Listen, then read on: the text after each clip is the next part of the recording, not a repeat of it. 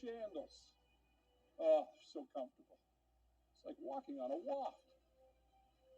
I understand the struggles facing parents today because I myself am a cat dad.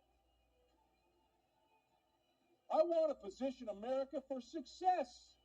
I want to help our dairy farmers with my Build Back Better plan, while triggering for vegans, it recognizes the importance of the Electoral College. I want to incentivize America's blossoming pronoun industry.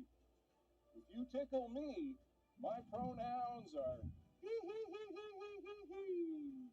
In China. And how are all these decreasing investments in China going to impact China's economy? Because it seems right now they're already struggling. There's the real estate crisis, now the mortgage and all the banks. So how do you see that all playing out? Yeah, I mean, the Chinese economy really is in trouble. It's been in a downward trend, and started with Donald Trump, started with the trade war.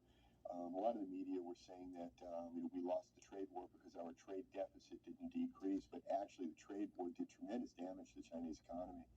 And then moving forward, the pandemic response, the lockdown, zero COVID, Xi Jinping's crackdown on everything. I mean, because it's not just, finance, and it's not just the real estate sector. He cracked down on tech. He cracked down on billionaires, cracked down on the education sector. He effectively wiped out the private education sector, which was, billions and billions of dollars and lots of jobs.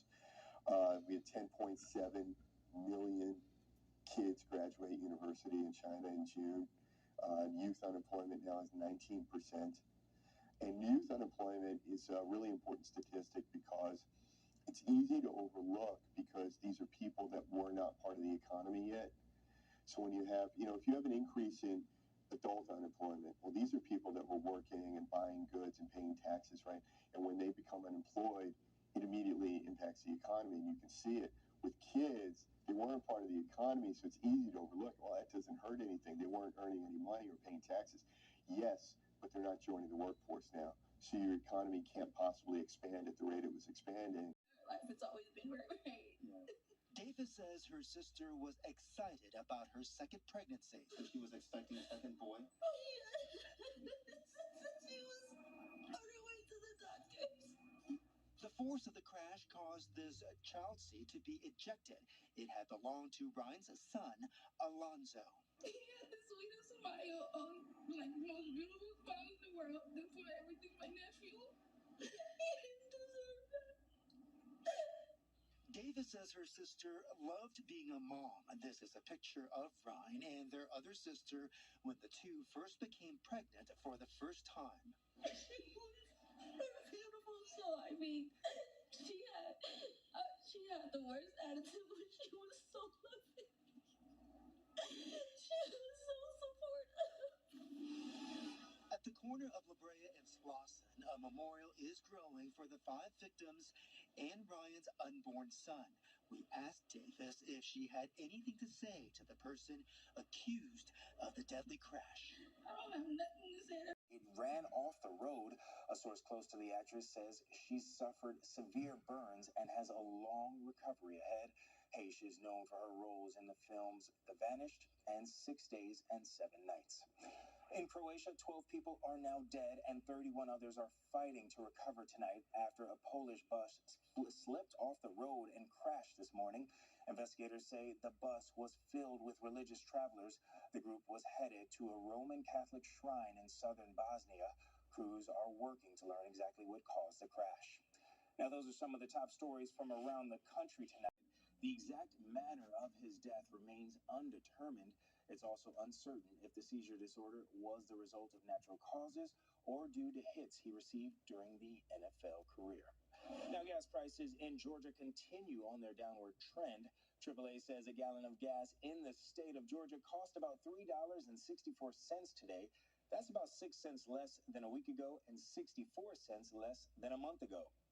The Metro is a bit higher, with a gallon of gas costing about $3.71. Know that order. And that's when we, like I said, busted the front door open and were able to locate the female victim. Both were rushed to the hospital, but the family says Jamal Pope didn't make it. As for mom Connie Pope, she's at Grady in the burn unit dealing with serious injuries. The community has been very supportive, and just keep praying for us. On Saturday, the Atlanta Fire Department went back to the neighborhood for a smoke alarm blitz. They went door to door offering free smoke detectors and masks to anyone who wanted them. We want to try to be a little more proactive, where we don't have to go in and try to pull people out the house, where they can actually be alerted to a fire situation and get out themselves. For Captain Johnson, the call turned into a personal one. Jamal was a high school classmate. While he didn't survive, the firefighters know they did their best. Life safety is always a priority, no matter what the situation is. And we went in and we advanced and we went inside and executed. No word on what caused this fire, but the investigation is still underway. In Southwest Atlanta, Tyler Fingert, Fox 5 News. 1% compared to 6.3% in May, and revolving debt like credit card balances jumped by 16%.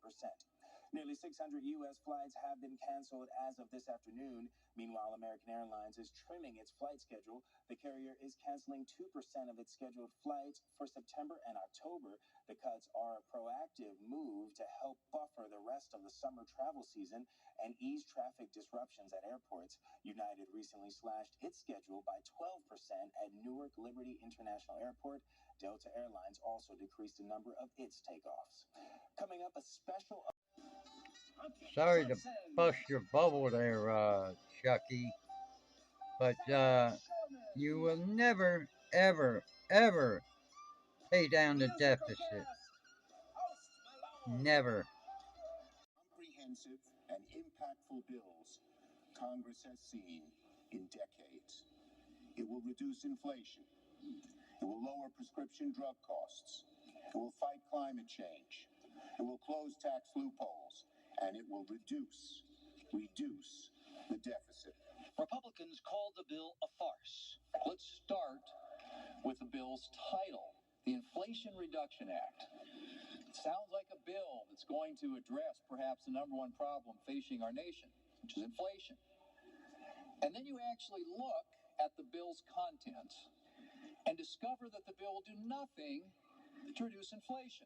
The GOP criticized enhanced IRS enforcement in the bill. Republicans characterize it as a tax hike.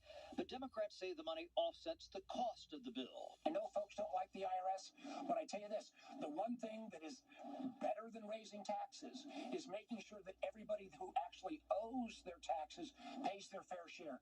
The amount of abuse that has been documented time and again is, I think, staggering. There's been estimates that we're leaving close to $200 billion on the table. Overnight, there's an extended vote series called a Vote-A-Rama. Republicans will engineer tough votes for Democrats. The goal, either tank the bill or get Democrats to vote for something controversial. Among the GOP amendments, one to reduce gas prices with the production of American oil, another to beef up the border. But sometimes the Vote-A-Rama loses steam. Sooner or later, members have either had their fill on their pet ideas, or they're facing a lot of irritation and frustration from their colleagues who are telling them, in some cases, very bluntly, knock it off, we're done, no more amendments, it's time to finish this. All GOP members oppose the bill. That's why Democrats need all 50 of their members to vote yes. Vice President Harris could be needed to break a tie at the very end. On Capitol Hill, Chad Pergram, Fox News. I'd like to know how the Biden administration thinks they can spend their way out of recession. That I just don't see. I don't know what schools these so-called intelligent people that are running this country went to, but I'm sorry, it just does not compute.